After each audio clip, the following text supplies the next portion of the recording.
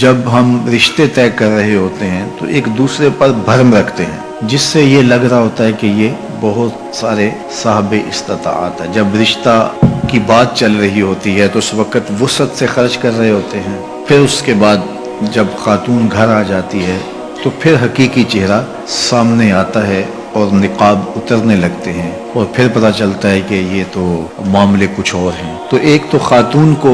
اس کے خاندان کو دھچکا لگتا ہے کہ انہوں نے ہمیں چہرہ کیا دکھایا تھا اور اندر سے نکلا کیا، اور دوسرا پھر مزید بخل سے جب کام لیتے ہیں تو پھر لڑائی کی نوبت آتی ہے۔ تو میرا خیال ہے کہ جب بھی رشتہ طے کیا جائے تو ساری صورتحال فریقین کے سامنے ہونی چاہیے تاکہ وہ اپنی مرضی کے مطابق فیصلہ کریں، اور شریعت نے جو ہمیں کف برابری کا کہا ہے تو اس کی حکمت بھی یہی ہے۔ جب خاندان برابر کا ہوگا تو اس کا نباہ ہونا ممکن ہے۔ دونوں کے معاشرتی مقام میں فرق ہوگا تو اگر بیوی فائق ہے تو وہ شوہر کو غلام بنانے کی کوشش میں لگ جائے گی اور اپنے ماں باپ کی دولت و ثروت کی بنیاد پر اس کو نیچا دکھانے کی کوشش کرے گی، اور مرد کی فطرت میں یہ ہے نہیں ہے تو لڑائی پیدا ہوگی۔ اور اگر عورت غریب خاندان سے ہے اور شوہر غیر معمولی امیر ہے، پھر وہ اپنے سسرالیوں کے ساتھ رویہ اور انداز کا رکھے گا، اور بیوی کے ساتھ بھی اس کا رویہ اور طرح کا ہوگا کہ یہ میرے مرہون منت ہے، تو پھر اس کا نتیجہ یہ ہوگا کہ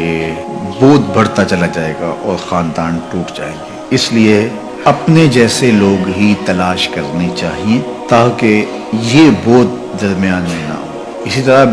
خاتون انتہائی دیندار ہے اور جو لڑکا ہے وہ انتہائی دنیا دار ہے، یا اس کے برعکس کہ لڑکا انتہائی دیندار ہے اور خاتون انتہائی دنیا دار، تو پھر بھی نبھا نہیں ہوگا۔ خاتون کی آرزو ہوگی کہ میں نقاب میں رہوں، شرعی پردے میں رہوں، اور شوہر کہے گا کہ یہ بے پردہ ہو کہ میرے دوستوں کے ساتھ ملاقات کرے، ہم کھانا کھانے جائیں اور ہم پارک میں ٹہلیں، اور عورت کا حیا، اس کی شرم مانے ہوگی، تو اس سے تناؤ پیدا ہوگا۔ اور اسی طرح اس کے برعکس عورت اگر کھلے ڈلے ماحول سے آئی ہے تو مرد کبھی نہیں چاہے گا کہ میری عورت، میری بیوی بے پردہ رہے، اور اس کا تقاضا ہوگا کہ میرا شوہر میرے ساتھ چلے، ہم گھومنے بھی جائیں، ہم سیر بھی کریں اور بے پردہ بھی رہیں، اور یہ معاملہ پھر دونوں کے درمیان تناؤ کا سبب ہوگا۔ اس لیے کف میں ان ساری چیزوں کا خیال رکھا جائے گا کہ ان کی مالی مطابقت بھی ہو، ان کی ذہنی مطابقت بھی ہو۔